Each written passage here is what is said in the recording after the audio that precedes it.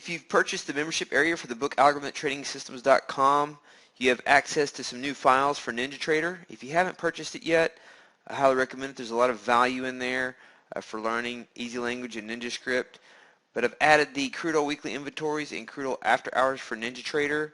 Took me some time to finish that. It's a much more involved programming. It uses the unmanaged approach, and so there's several files with many lines of code.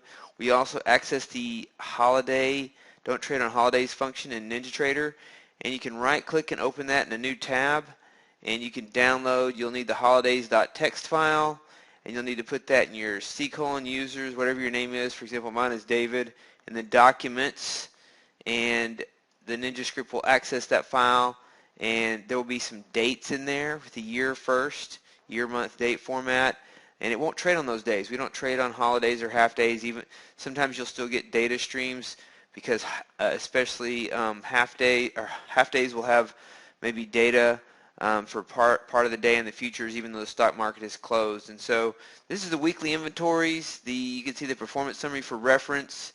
Been in a little bit of a drawdown. You can see the data settings. This is a newer strategy that's worked since 2015, and it's been challenging lately, but this is a great coding example as well. Here's the input settings. Want to go to Crude Oil After Hours. You see the TradeStation files first, and now we have added the NinjaTrader files. You can click on that; it'll download directly. I'll show you some of the code in here. It's more involved, so you take a look at some of this and some of the strategy code. There's a lot of files in here, and I'll click on that, and it opens it up in a text editor for me.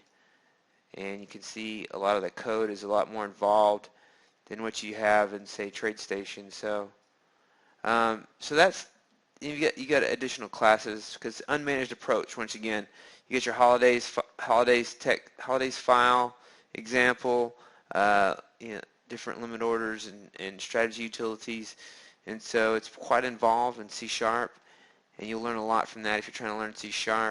And so here are the strategies, the performance summaries, the inputs, or the data settings and input settings that you have.